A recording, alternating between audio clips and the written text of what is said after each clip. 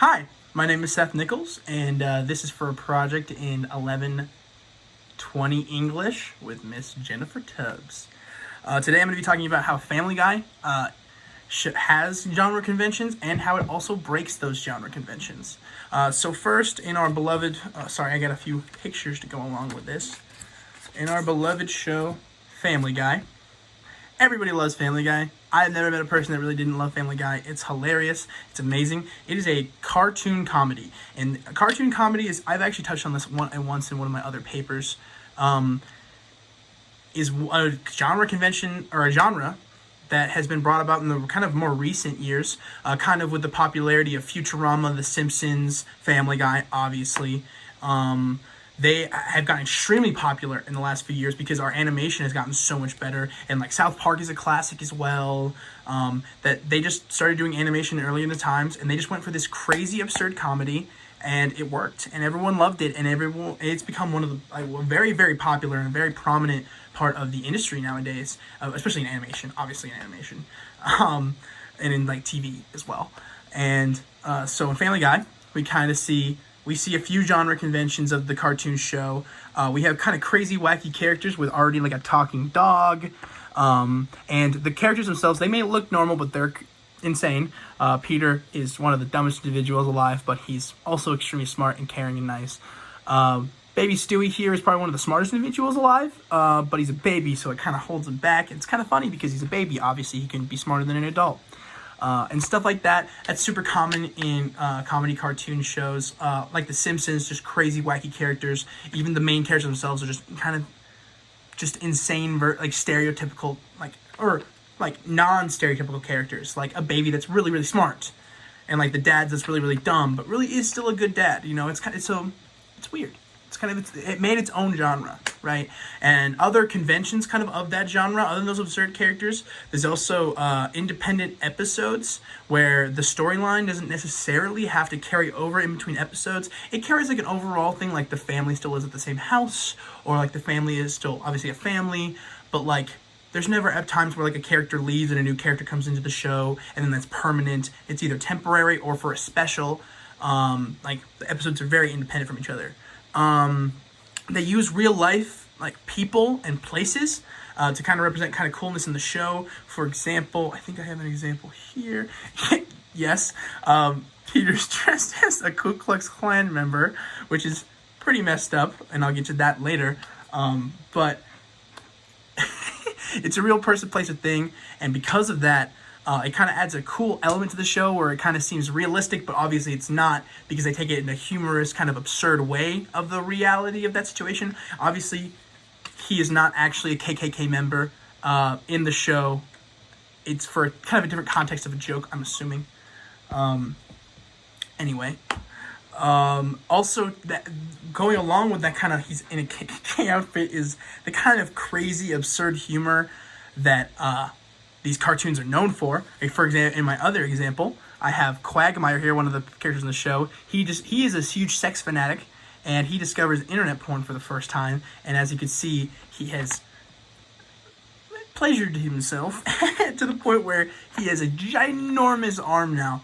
And it's quite humorous. It's a joke that's like very common, at least in my culture, of like younger generation. A huge joke, like your arm that's stronger is the one that you do that with. It's funny. It's very funny, but it's crazy. And obviously, a human being doesn't just from doing that. They have to like work out and go crazy, and the whole body, I'm assuming, would mirror that. It's not just one arm. Other kind of crazy humor that the show does is also things like this, where they have, just as I was talking about, those insane characters, and the main characters do something crazy like doing the nasty at Peter's workplace. Obviously, there's not a workplace in the world that would be okay with one of their workers doing that kind of thing. I'm not going to go into exceptions.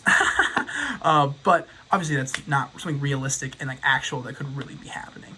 Now, it does break those kind of comedic cartoon conventions sometimes, though, and that's actually what kind of makes Family Guy such a versatile show, is that each episode does have that independent idea, and from those, they can strain off and do anything that they really want. For example, they had Stewie is a genius. right? He's a super genius. So he has a bunch of gadgets and stuff that are always breaking the reality idea confines of like what is real and what's fake. But in one episode, he creates a time machine, which is a huge sci-fi idea, and obviously that kind of breaks the convention of just a normal cartoon about like this family who live in a place in Rhode Island, right? And he mutes his future self. Obviously, that's crazy. And in some sci-fis, they would like, if they touch, they would explode and like crazy things like that. And they explore all those kind of avenues and stuff, and they have that ability to because of the fluidity of the cartoon, like comedy genre, but also because there are other genres that they can expose inside of it, right? Other kind of genre conventions that they break is the kind of sadness and horror. In multiple episodes, they have like Chucky or some kind of scary not hormone monster, that's directly from a different cartoon, but like some kind of beast that's in the show that they have to tackle, and like there's some horror stuff. There's also some really sad ones where like even a main character is affected. One of the biggest ones that I could think of is when Brian gets hit by a car. Stewie tries again to go back in time and like save him, and then that starts a whole nother like issue. But obviously a dog getting hit by a car is a pretty sad thing. Not something you would really expect from a very lighthearted kind of show. Well, it's not a really lighthearted show either, especially from that crazy absurd humor that we talked about earlier. It's not super lighthearted, but it's called Family Guy for a reason. And then one of my last things that it does happen to break convention-wise is the fourth wall. The fourth wall gets broken quite a bit in the show. It doesn't happen very early in kind of the show, more later in seasons when they kind of explore more and try new avenues. But one of those fourth wall breaks is having Count from Sesame Street counting